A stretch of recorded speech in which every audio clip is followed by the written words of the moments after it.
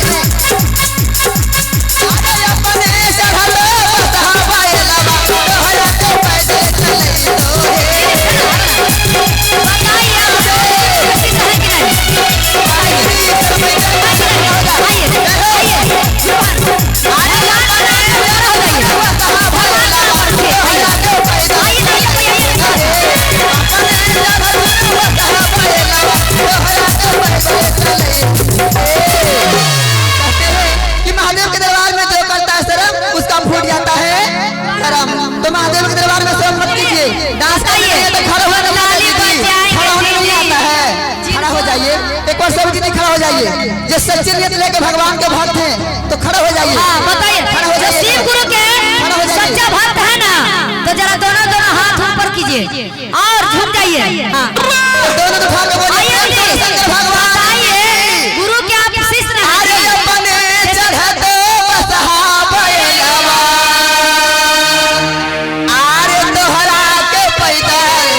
चलई तो है अरे बर मिललो बौरा हवा है गौरा। तो प्रेम से बोले शंकर भगवान की, हर हर महादेव की। अरे बर मिललो बौरा हवा है गौरा।